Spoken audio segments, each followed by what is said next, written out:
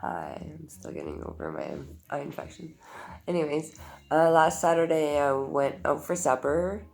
It was packed in there. It was full of children that looked very familiar to me.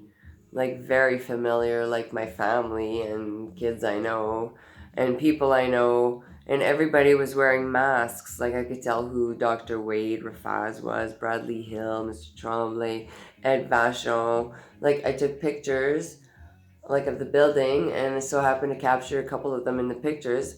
But it's like, he had like a triple neck. You could tell they were wearing masks, and it was like I had never been in there, so I was taking pictures of the place because it was a nice little place. But it's like when I discovered that, it was like, whoa, I have an issue. Like, what are these like? These people are from Iroquois Falls and Cochrane, Schumacher, an area, and here.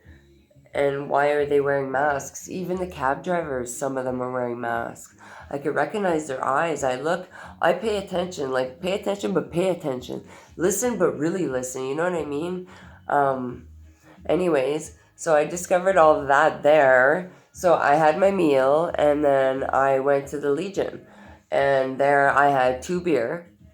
And it looked like Mr. Rafaz was there.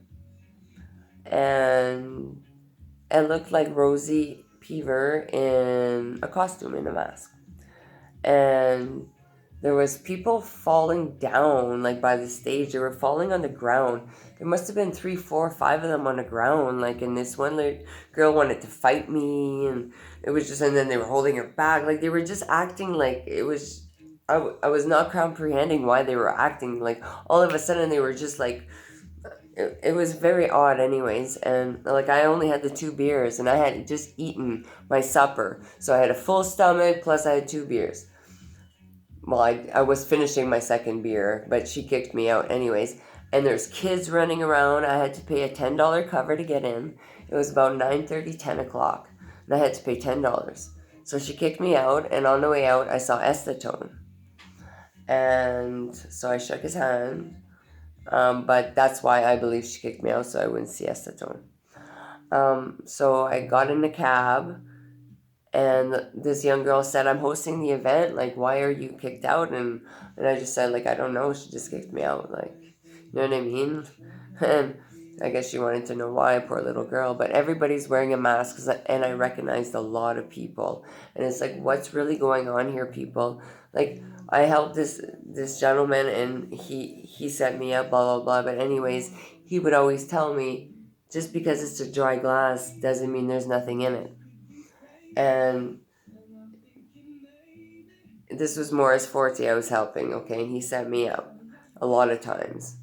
And but anyways, after a while I started rinsing my glasses because he would keep saying that just because it's a dry glass, and people were like telling me I was acting strange, and and strange things were happening, but I didn't know why.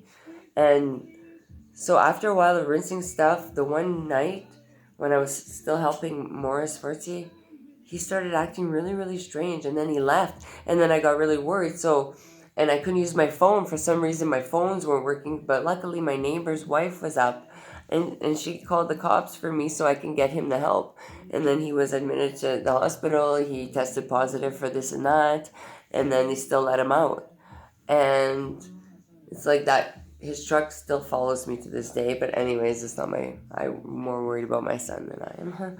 But it just reminded me, like, because I know, like my son's grandmother, she has my son, and I raised my son till he's 12, and he's only 13, and now he has a driver's license. I hear, like, and then they're proud of it. And he's 13. He's a big boy. He's tall. He's a big boy, but he's my 13-year-old, and it's just I'm thinking that these these kids are being drugged without them knowing, and then they're addicted, like oxys and meth, because when you can burn it in their glass and you can't see it, like it's and then I don't know, it's you have to see it, you have to pay attention. Like, there's a problem in this world, and like I haven't spoken to my son.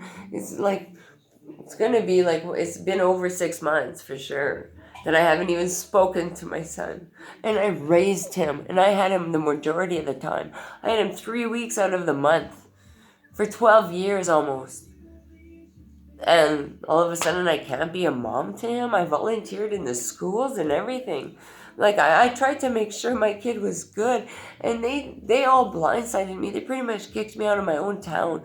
My lawyer, I gave her proof, Susan McGrath, and she did nothing. I finally dropped her, like her in her old office. I gave them proof, like he has scars on his face. It's worth at least looking at. And like I still got joint custody, and the cops are okay with him not being with me, and it just doesn't make sense. And I'm worried for my son, and I'm worried for everybody in this world.